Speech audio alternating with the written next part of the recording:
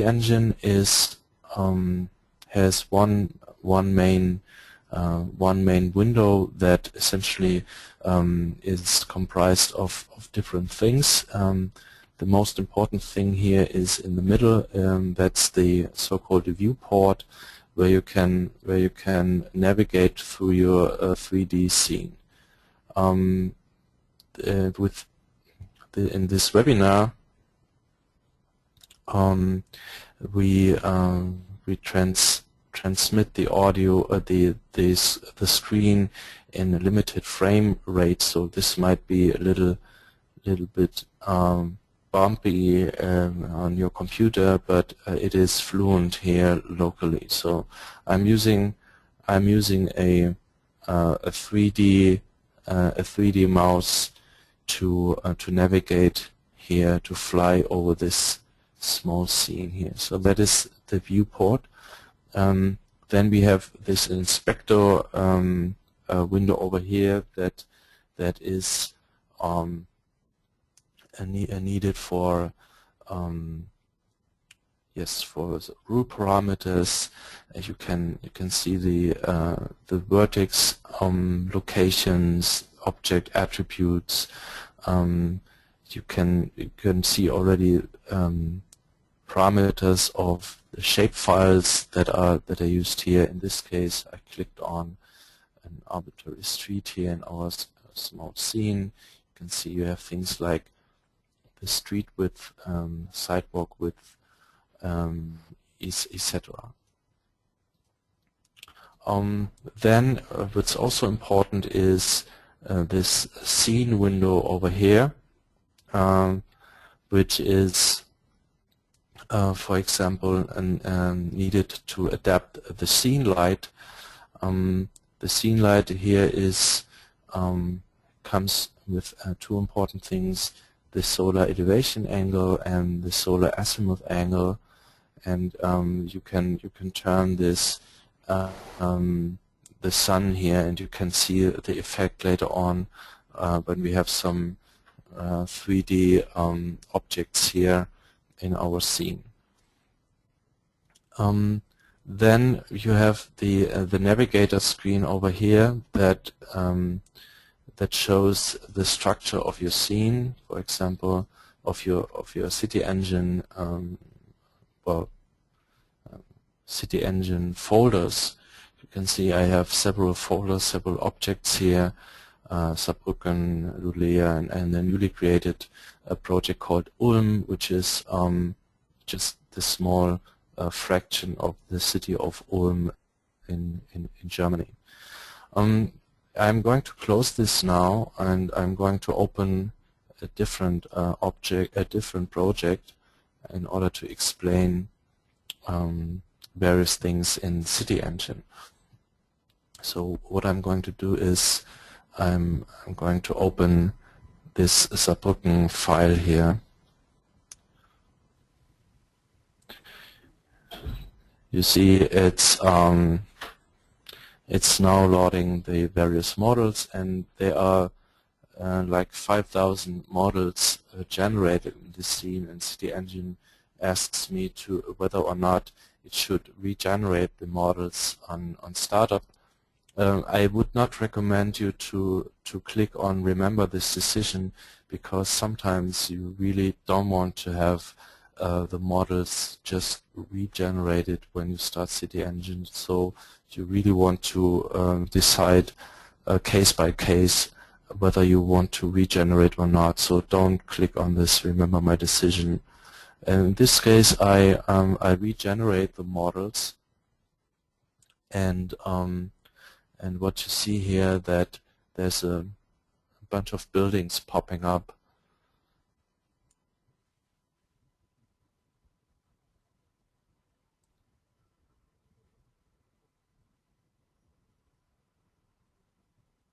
I'm flying a little bit higher to let you see the entire dimension of this scene. It's a part of the city of Saarbrücken that we just began to model recently, and as you can see here, this area is already kind of sophisticated. It's this is the Eisenbahnstraße, and this is the Stengelstraße in Saarbrücken. And this is the buildings we created with CityEngine. And if you are familiar with Saarbrücken, that's comes pretty close to what's really there. It has a lot of details like these balconies on the roofs and certain textures on the facades and colonnades. Then we have the street width are exact, the height of the buildings. Here is the bank Sparkasse, and there's like it's a so-called level of detail 3 model that we created here. Of course, we did not put any like cars, etc. here into the scene because you want to export it to OpenDS, and traffic and street furniture and traffic lights are later on added in OpenDS. So with this more complex model, I can demonstrate the effect, for example, of the sunlight. You don't need to put a certain sunlight into the scene for exporting, but for modeling, for actually looking at the scene, how it would look like in the rendered fashion. Later on, it becomes handy to use the scene light that is in CityEngine. For viewing, you have several options. You can set several camera angles and camera positions, and you can also decide whether you want to have a wireframe, or you want to have a shaded object or a textured object. You can even put the wireframe onto the shaded object if you want to have both. This is an option that is useful for modeling. So now our main question of the webinar today is how do we create new scenes taken from OpenStreetMap and creating scenes in CityEngine and then exporting it to OpenDS. Therefore, I would like to begin fresh with a new model. I'm closing this here. Say close all. If you close it, you want to save changes because it's even if it did not update your actual models. The thing is that camera positions and all these kind of things are stored in the CityEngine project, and it's really helpful if when you're restarting the project that you have everything like you left it. So please remember to save your project when you quit CityEngine. I'm creating a new project here. So the first thing you want to do is creating a new CityEngine project, and you do this, and I'm just call it webinar. It's nothing special is happening here, but you have a new folder in your project folders. It's called webinar, and the next thing you do is creating a new CityEngine scene. And this scene is also called webinar. It's called webinar HA, and your project folder is webinar, and you want to use the subfolder scenes to store your new scene.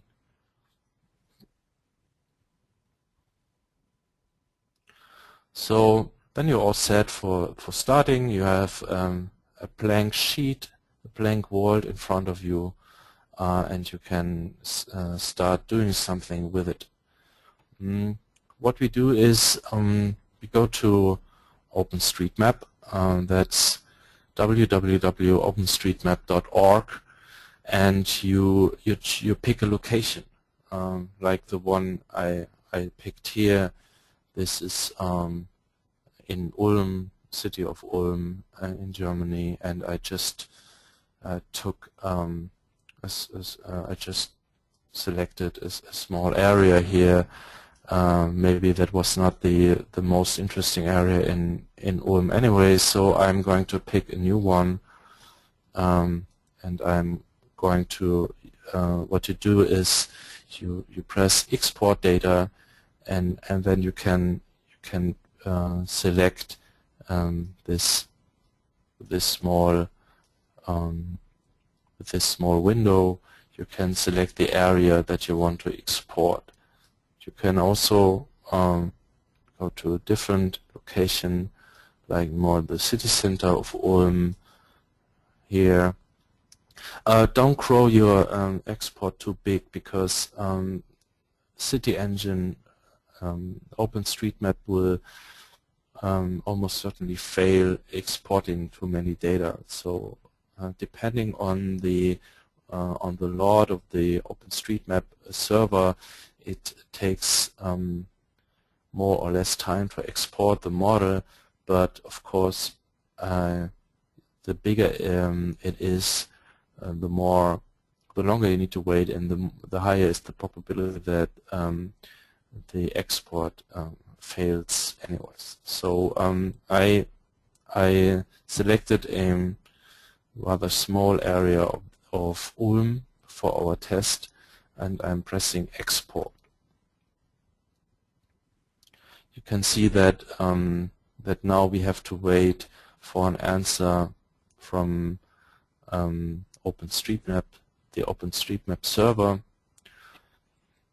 It will store us an OpenStreetMap export file to our local file system, and you can pick a location, but it doesn't need to be inside your CityEngine workspace. It can be some arbitrary space on your hard drive, like the downloads folder or the desktop, or your own data or whatever.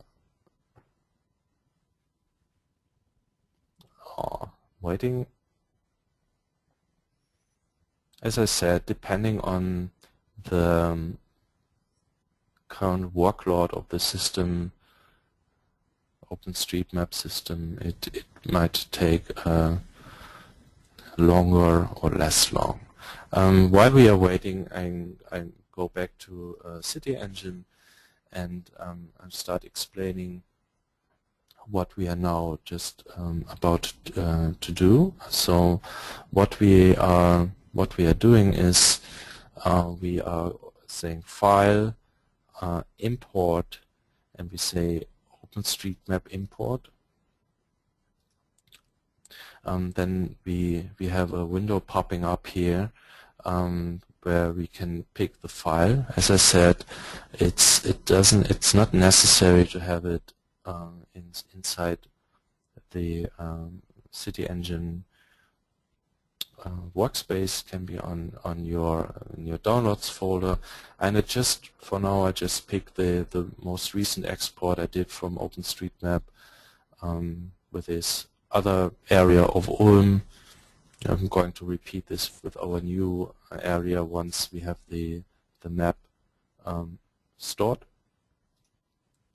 So what we see here is a selection of elements from the OpenStreetMap map that we exported, and we don't want to have all this. So we start with deselect all, because it's too many layers that we don't need.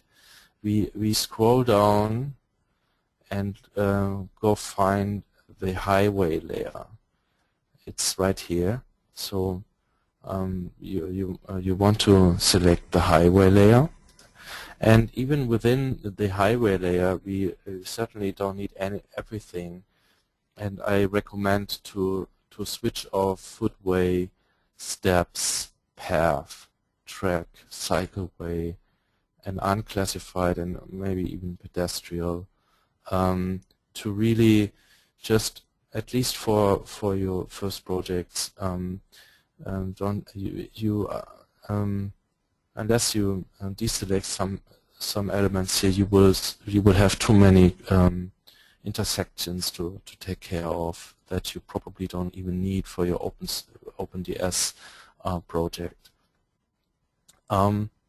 So I go finish this, and what we have here is we select the time zone coordinate system, which is just fine for this project. And then here you go. You have your first map imported in CityEngine, and it has some a graph layer with the streets that we just exported from OpenStreetMap. And let's go back, look at our export here. It's finished. I store it. It will be stored in the file OpenStreetMap 4, and I'm just going to repeat that. So I delete this layer, delete the other one as well, and I start from a fresh CityEngine project like the one before. It's essentially nothing. So again, import OSM import browse. It's the new one. Again, highway layer, deselect all, go look for the highway layer,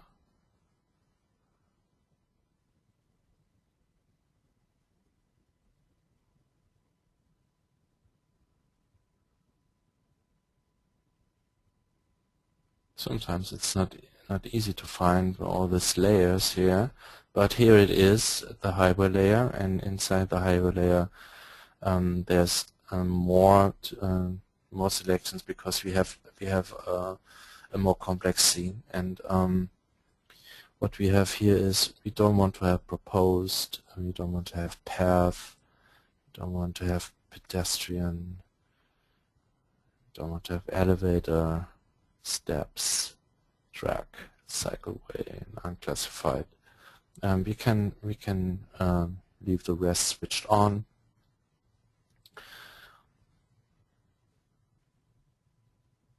And here we go. That is the part of Ulm that we selected earlier.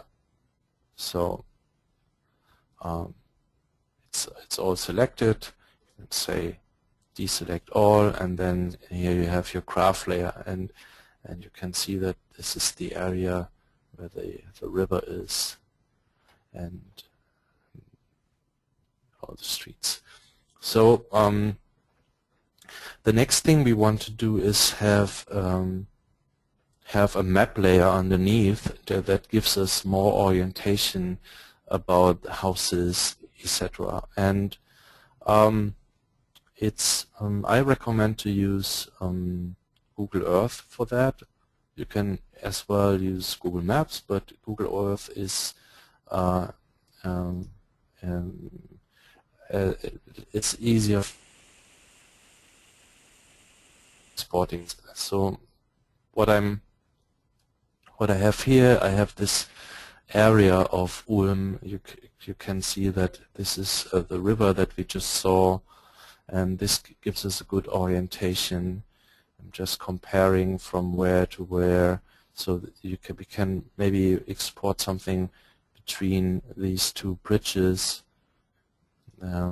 which would be, I guess, here and here. So I'm scrolling in a little bit. When I now store this this map. The map will not be a high resolution map. If you really want to have the map stored in a very high resolution, you need to have either Google Earth Professional, or you need to have, there's some free tools available for downloading high-res images, but I'm not really sure whether it's worthwhile to do this, because there's limited use of high-resolution images in CityEngine. You want to go 3Ds anyway, so it's reasonable to start with this lower resolution image for your project. Just press save, and you say, well, Ulm. I say Ulm 2 because I stored another Ulm map just a while ago. So this one needs to be copied into the CityEngine workspace folder. So it's not imported. You need to copy it. So we go to the desktop, and we take Ulm 2, say copy. We go to our CityEngine folder. We select our new project, which is called Webinar. We select the models folder, and we paste the picture ulm2.jpg. Then we go back to CityEngine, and what we do here is we refresh our workspace. That is very important, because otherwise you won't find this copied file. Refresh workspace, and then you say layer, new map layer. You select texture, because our map is imported as a texture file. You browse to your models folder. You could have as well chosen the maps folder, which is probably even more meaningful here, but it's your decision.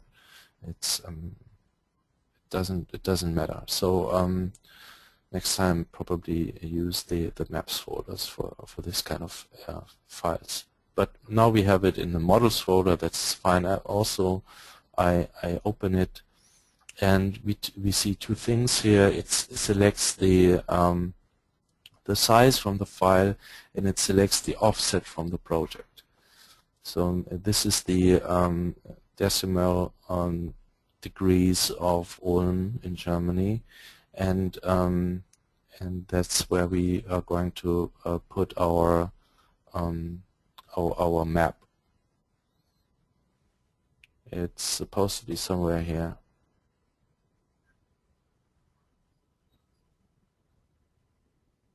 It's not.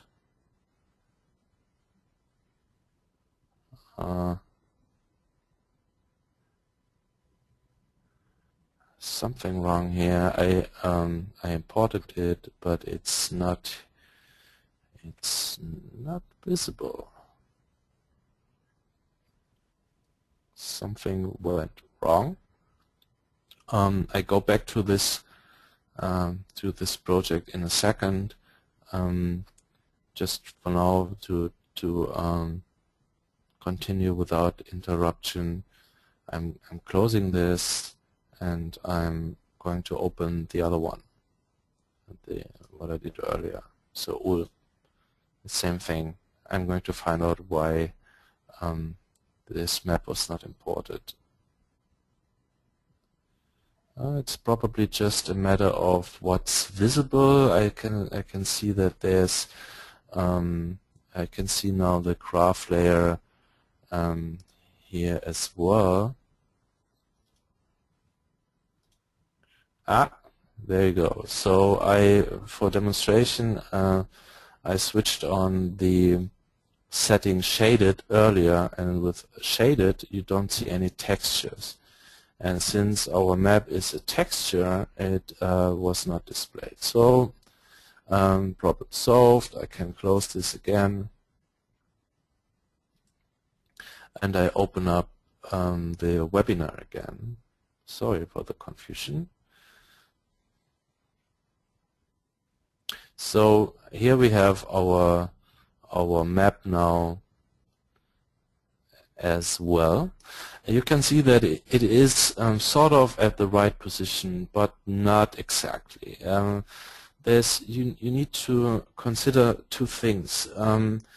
The dimensions in OpenStreetMap are not exact. So I found out that you need to scale it down to 70% of its original size to have the exact like dimensions in meters.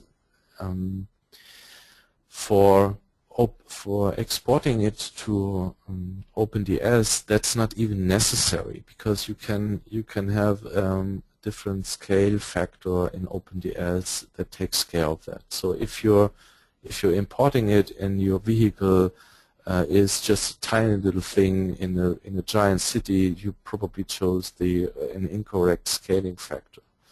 So the map and the map texture and the graph layer don't fit in size, and they also don't fit in exact locations. You need to do this manually at that point.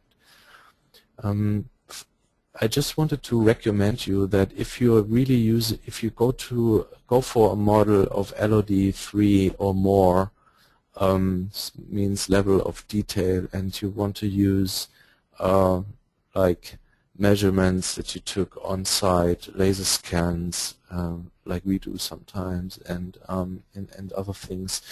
You want to scale it down to the exact size, because otherwise you always get confused, because your measurement says the building is 10 meters high, and you actually need to have it at 12 meters high or 13 meters because you used a wrong scaling factor for your model. But if you're only using OpenStreetMap and you're only using like buildings from Trimble or other online galleries, you don't need to do that. So you can as well you can as well work with the scaling factor like this. I'm selecting now this map, and you have the move tool here and the scale tool. I'm beginning to move this to the right place. It's like somewhere here, and then I scale it. Here's one bridge. It's probably, there you go. So that is already like more or less the right position. Maybe you can adapt this a little bit. You need to scale.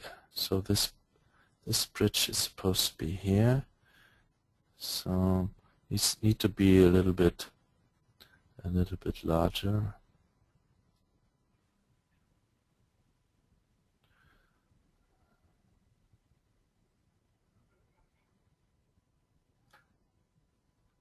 That was too much.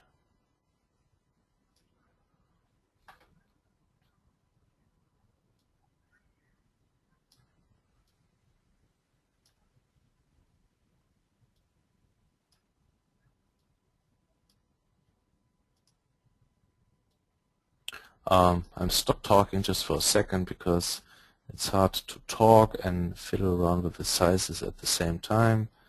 But I guess you get the point here. So you need to scale this according to the map underneath. sometimes it's easier to use the scaling in different dimensions separately. Sometimes it's better to scale it globally. Okay, you got the point. You need to fiddle around with this a little bit, but then you have a more or less exact match of your location from graph layer to the terrain layer. I'm closing this again, and I'm loading a more complex model that we worked on earlier. I'm starting the Saarbrücken model again.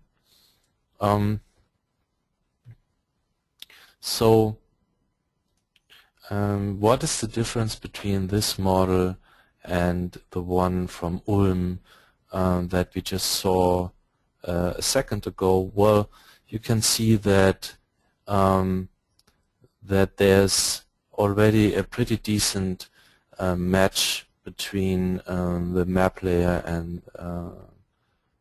and the texture layer in terms of street width and location of the shapes, etc.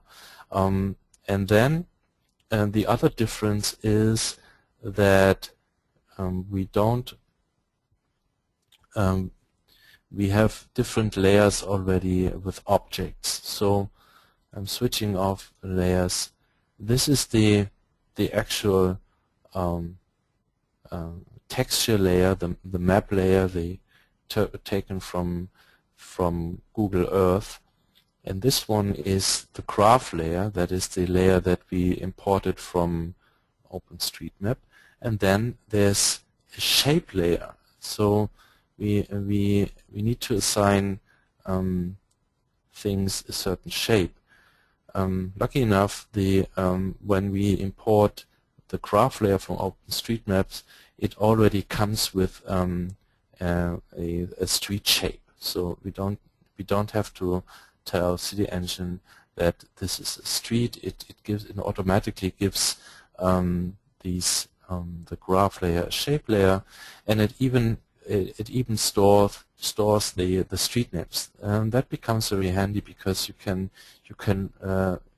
look search in your scene for street names, and you can for example, if you put in a search expression here,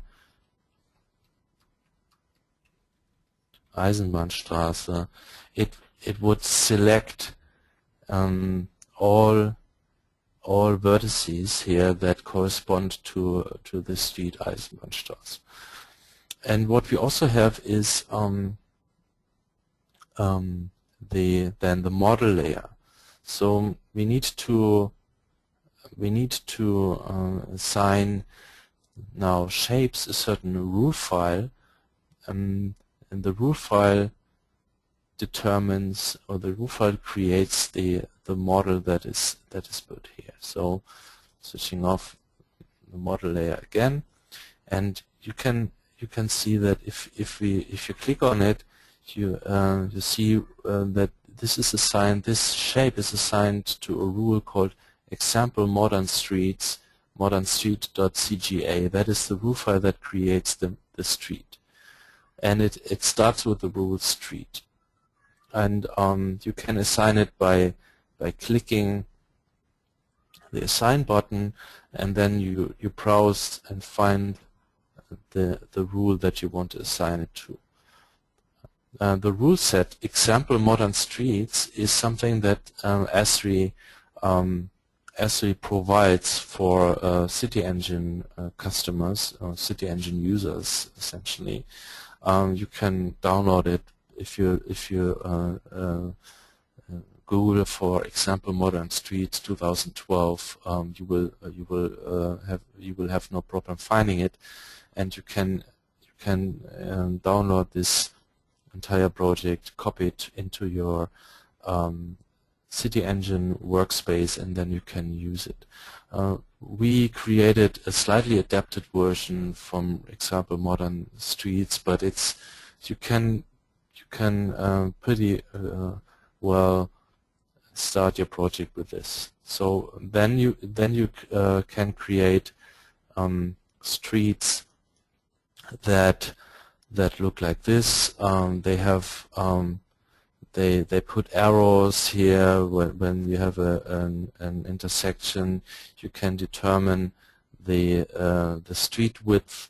You can here are the parameters of this file: the number of lanes. You can have crosswalk types. You can switch off and on traffic lights, lamps, street furniture, trees, for example. Just for demonstration purposes, when I select the Eisenbahnstraße, then we can this is the shape, the shapes that we create. And for example, I could turn on, say, the lamps or traffic lights, and when this is regenerated, you can see that this traffic light here now pops up. Or for example, the sidewalks could have pedestrians on it, if you wish, and then you can find pedestrians on this piece of sidewalk. Or over here, if you select this, you can also put some more people on the sidewalk. Here you go, people on the sidewalk.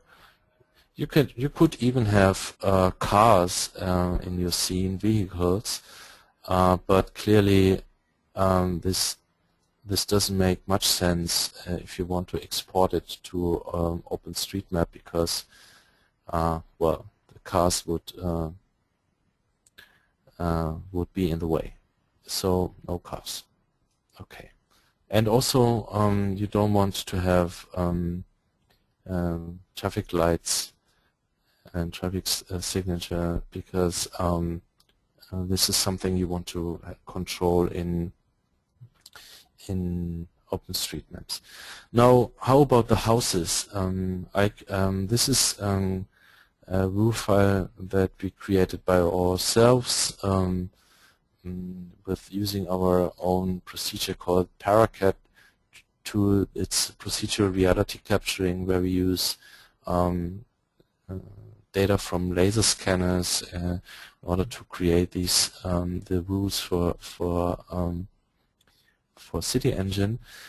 But you can create simpler houses very easily from publicly available data sources. To demonstrate that, I go back to a different project just before I hand over to Raphael to explain how to export it to OpenDS. Just one thing. Closing this. This time I don't store it because I don't want to have the pedestrians, etc. stored in my project. I open another thing. This is called Luleå. It's a university campus of Luleå in Sweden, and it's scenes, Luleå scene. And this is just a demonstration how far you can get with a CityEngine within, say, an hour of work, and only publicly available data. So from with this scene, it actually took me 2 hours. So let's be honest, it's not 1 hour, it's 2 hours. And I created in this scene, imported from OpenStreetMap, and then what I did, I assigned the example modern street file like I showed it a minute ago, and then I imported from Google Maps or Google Earth.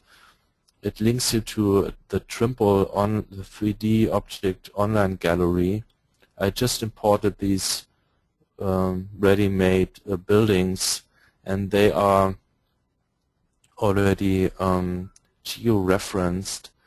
You can see that the scaling of the street is too wide. Still, I need to adapt the street because the building is sitting on the street. But it's already pretty decent for just a quick project. And you can start elaborating this. And here, for example, there's actually a soccer field, and if you see what I did here is, this is the texture map, and I created a shape by just draw a polygonal shape object here, and I assigned this shape a new rule called soccer, and this rule, what this rule does, it's simply importing a ready-made soccer arena model and replaces it here. So that's very fast, and even if you're not going to play soccer in OpenDS, it's for driving by such a scene like here. It's a neat little detail if you have more 3D objects in your scene, and it improves the realism a lot. So you can do lots of things here. For example, the trees. These are like the paper trees here that from CityEngine, and it's a matter of your own your own decision whether you want to have more complex tree models or like paper things like this. Certainly these use up less. These have a lot less or lower number of polygons, and therefore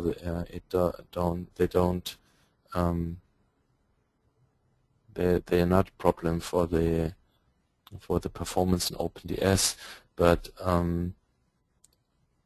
it really depends. You can use whatever tree or other models you like. So certainly there's more to say about CityEngine, and it's also more to say about how to create this with procedural rule files. I would like to invite you to our user convention in Eindhoven. If you cannot come personally, please use the opportunity to log in and watch the presentations. We are going to get back to this topic of procedural modeling in a longer slot where we can explain more about how to create rules, etc. But I guess for starting, this should be useful for you guys to be able to get started with your project in OpenDS. I would like now to hand over to Raphael for explaining the export of this thing to OpenDS and continuation at where we just are now.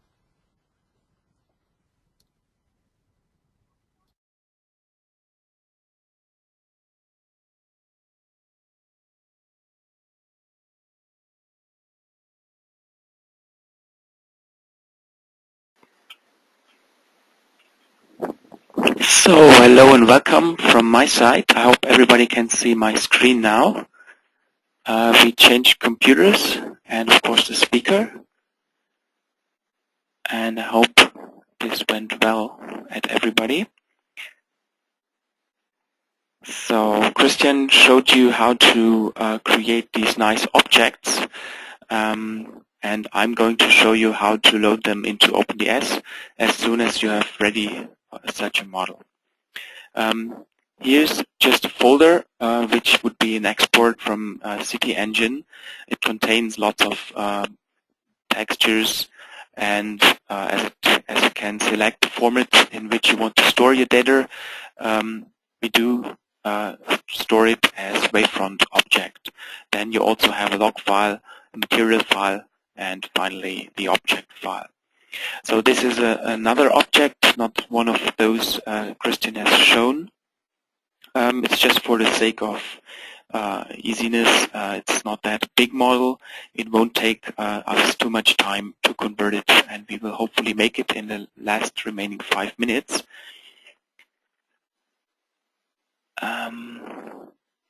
Okay, so I just start with Blender, which is a nice tool to load object files.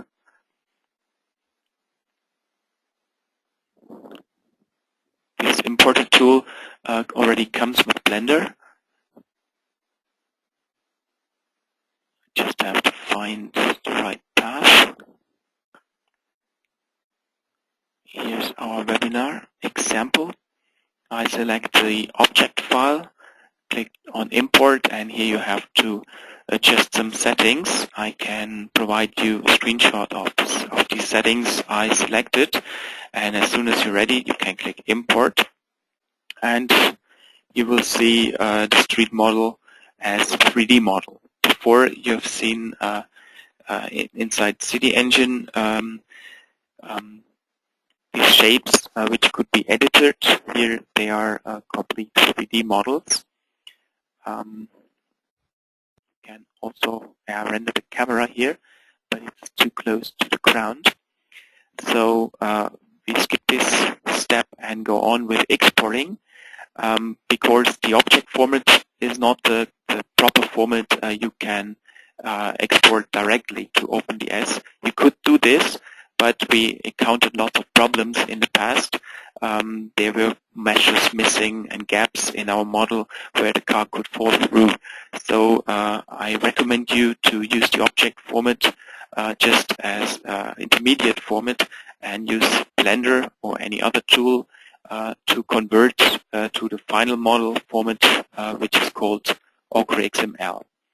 So for this purpose, I installed the Ochre XML exporter to Blender. If you have done this properly, you will find it in the list of your exporters. It's actually two exporters, the meshes and the scene exporter. You can start with whatever you want. Just start with a scene. Then you specify where you want to store it. I store it here on my desktop. You have to make sure that the folder exists. Otherwise, Blender will let you know.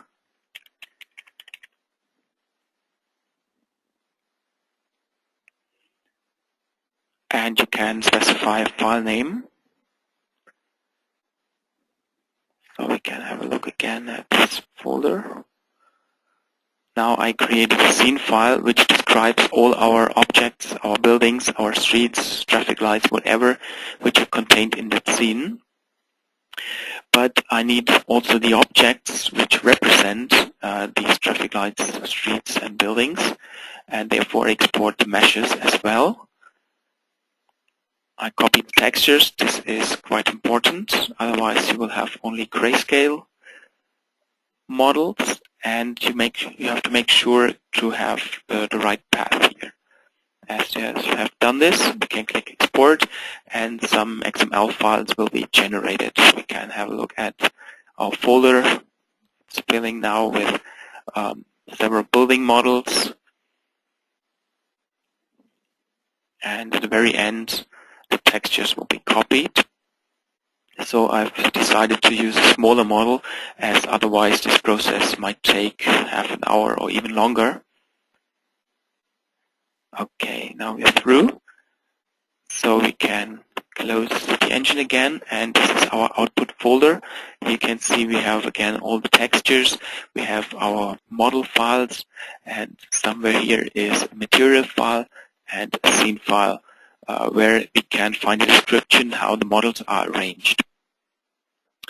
We take the whole folder and copy this folder to a new copy of our simulator.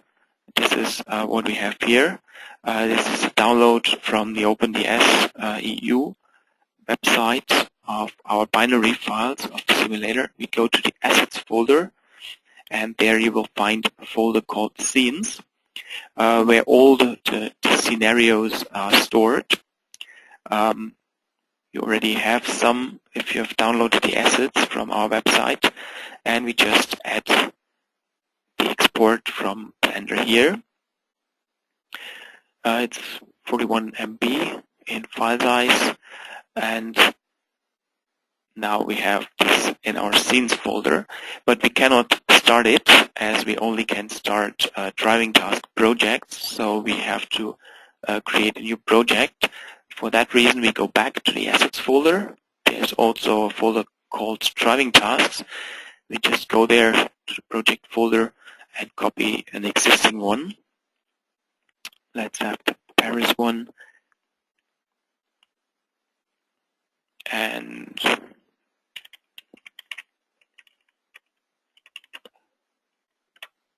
let's have this for example. Yeah, you can also rename the files. So you have to make sure before you start this project, which actually points still to the Paris model, to change the reference in the scene file. The scene file is where all our scenario is described. It contains of several models. For example, we have a grass plane. This is when we reach the end of the model that we won't fall through. There's a large grass plane which will catch the car itself with the properties as rotation, scale, and actually the position where the car is placed initially. And here's what's called the city. This was in our previous example the Paris model, and now we set the pointer to the model that we recently exported from Blender. I have just to look up how I exactly named this project. It's XML example.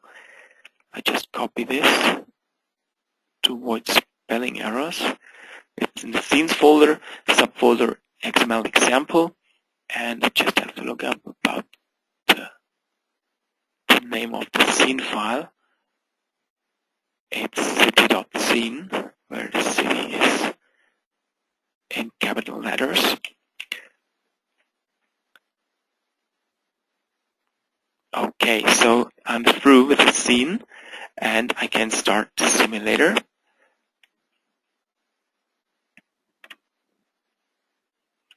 When I now select this XML example, here we have the example, and this example file is pointing to the recently exported Ogre XML export, where we are now hopefully in that model that we have seen in Blender. Yes, so you can see this is the model we just exported from Blender, and now we're driving in here. So an advantage is it's actually the Paris model, as most of you might have noticed. But this is valid for all the models. This Paris model has also been created with CityEngine, and you can use the same exporter for every kind of model you create with CityEngine. Now you could even go into the file, in the model file, and adjust settings. Let me just show you where the important files are. This is our export, and we have the scene and the material file. I just open them with a text editor. The scene file is full of nodes which shows the buildings.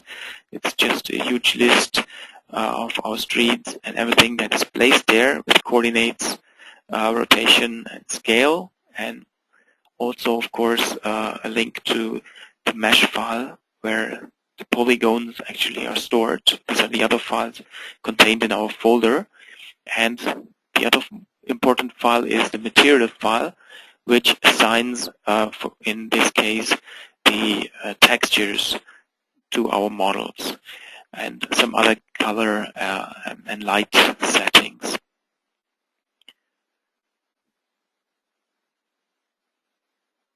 So here, for example, you can apply filters. I just prepared this snippet as it's a very impressive filter which makes quite a nicer view. If you add this, however, it's resource consuming and you should use this filter with care.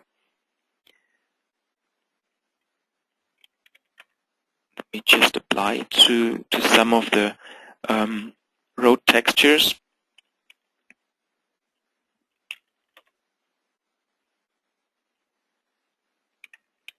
And show me the difference.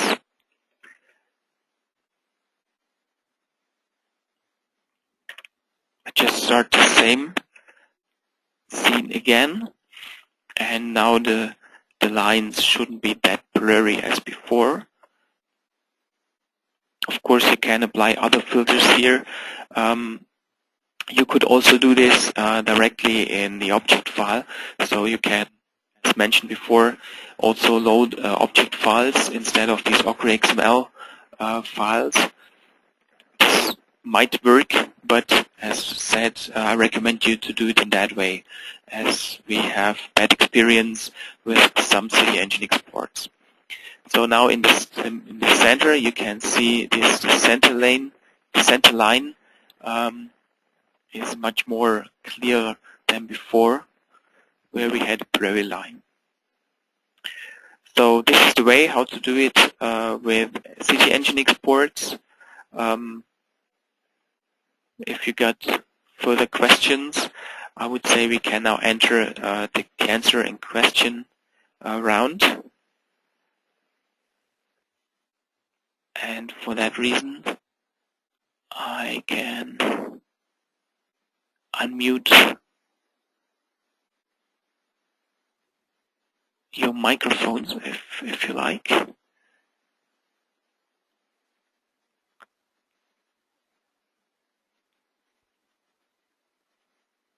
Maybe we just selectively unmute microphones for the ones who have Okay. questions, because otherwise we will have too many disturbances.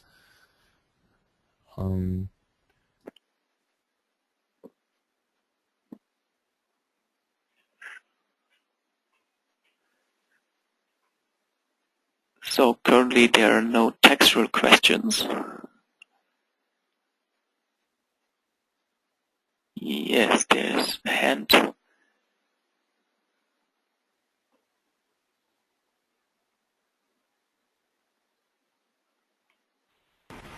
So I unmuted Philip Hock. My first question is when we try to import traffic lights, what do we have to do then?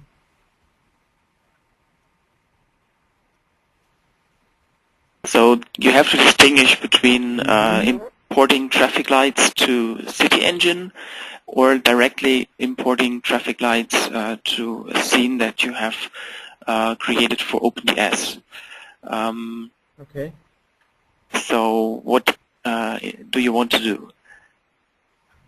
In the end, I want to have a traffic light that works with, for example, Sumo. So I have to start at any point, and I don't know where I would start to do this.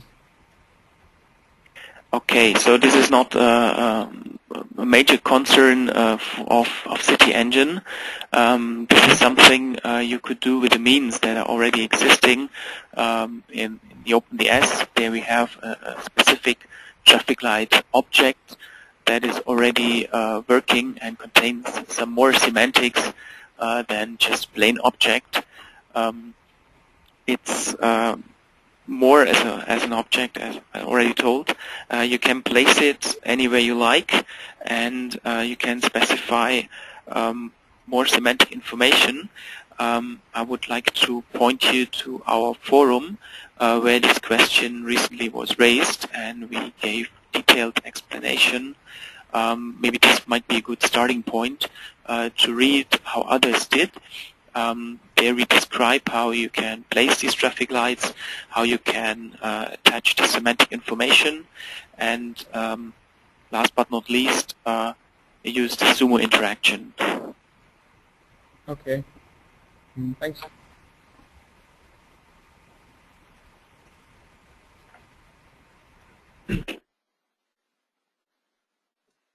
Are there any other questions? Are there more questions?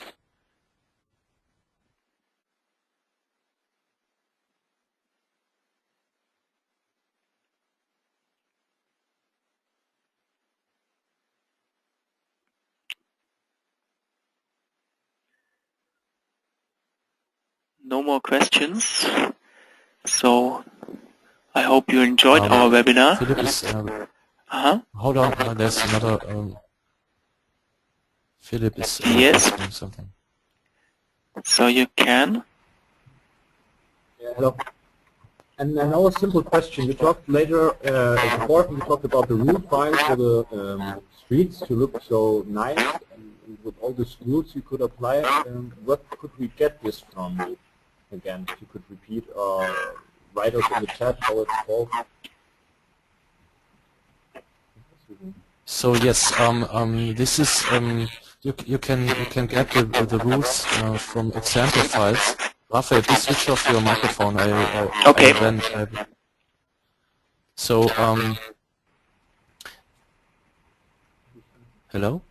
Okay, now when Raphael's microphone is on, I have a terrible echo. So you can use the example modern streets root file. You can freely download this from the internet. Esri is providing this, and it contains one root file that's called example modern streets that can be simply assigned to shapes, to street shapes, and it would you can play around with parameters. That is very easy to use, and it would, even if you have streets on different levels, it would create bridges and etc. So it's very powerful. It's a very complex set of routes. Also with the houses, you can use freely available example root files like the ones for the Paris houses. It's the example Paris that is that you can download from Esri. There's others like a desert city or a city in California, typical. And some typical ancient cities like the ancient Rome or Athens, etc. Of course, you can also start creating your own rule set, but I guess it would be the most straightforward procedure to start with an existing example file. Okay. Can I go with another question? Yes. As we imported the OpenStreetMap file, we had to choose the time zone coordinate system. I'm not sure what this means. Well, the coordinate system is described in there's various systems in which a coordinate system can be described, and depending on the data source, it might be described in a different way. You can you can go ahead and use the coordinate system that is suggested by the import. You don't have to change that. You just need to confirm the coordinate system, and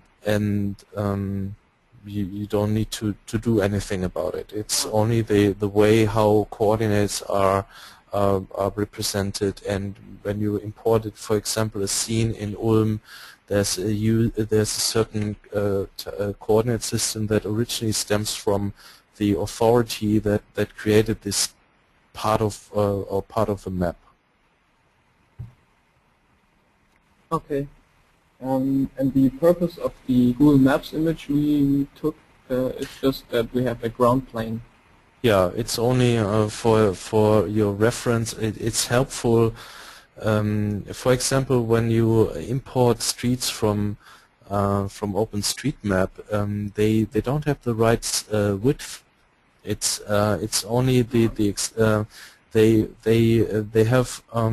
don't have a really the correct width information. It's correct more or less, so that the streets won't be like 50 meters wide, but you might notice that you need to adapt the street width, and then once you have the global scaling of this Google Earth image right, it's easier for you to adapt the street width because you see the image underneath.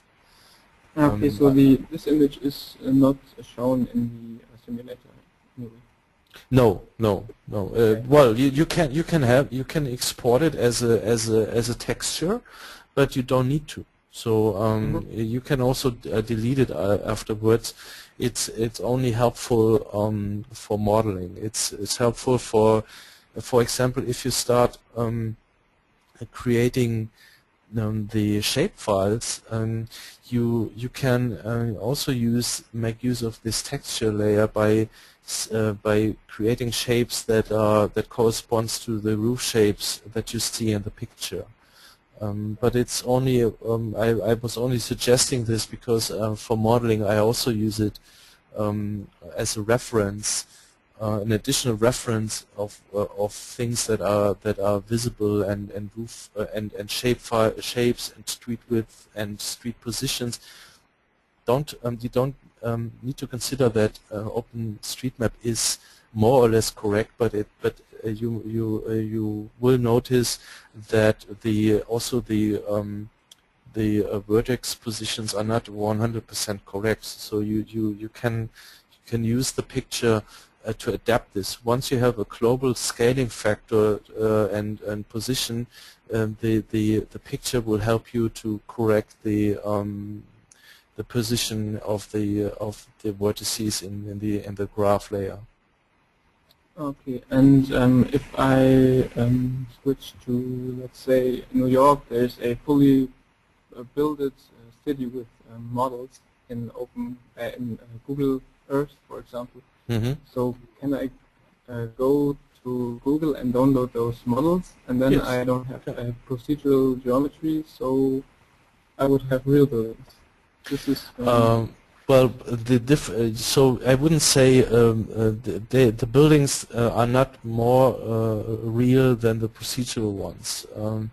You could the procedural modeling is only a way to get to create these 3D buildings. Sometimes, according to my experience, sometimes the ones that you can download from Google Earth are not having a lot more details, even sometimes less than the ones we have from procedural modeling. It depends on what you need. So remember the small example I showed from Lulea. There I also imported ready-made 3D models from the Trimble gallery. And that's very straightforward because these models are geo-referenced, and when you import them to CityEngine, they will pop up at the right spot. So that's very convenient. You just need to save and load, and then you have your building, right?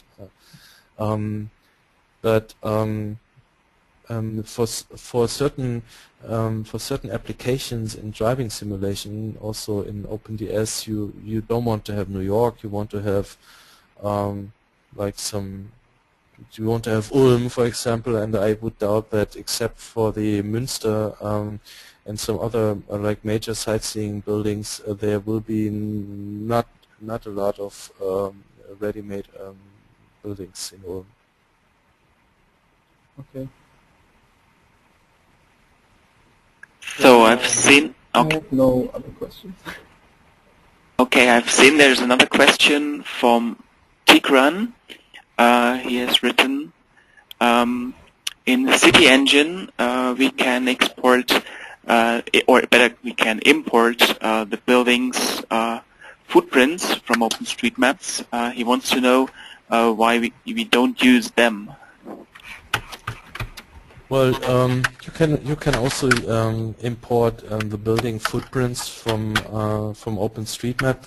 Raphael and I just discussed this a minute before we started the webinar. We just wanted to give you just a very basic like stepstone into this world of OpenStreetMap and CityEngine and OpenDS. There's a lot to say about this, and of course, everybody has his or her own way to create like buildings and own rule files, etc. So yes, thank you for the hint.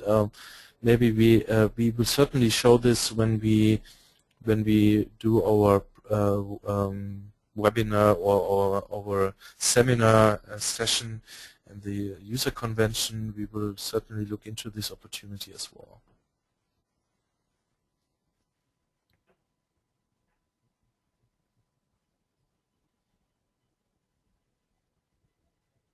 Other questions? So again, thank you for joining our webinar today. We will continue doing this webinar series. You can, if you have specific topics that are of interest for you, you can also suggest. You can always reach us by email. We recently had some trouble with the ticketing system. Some of you might have noticed that, but we are going to fix that very soon. Whenever you run into problems like that, feel free to send us emails directly, and we really want to help you with your work with OpenDS. All right. So can I, Raphael, please don't forget to store this to stop the recording of the session. I cannot do this because I am no longer the administrator of this session. Yes, I recorded the session and I will make it available for everybody on the website.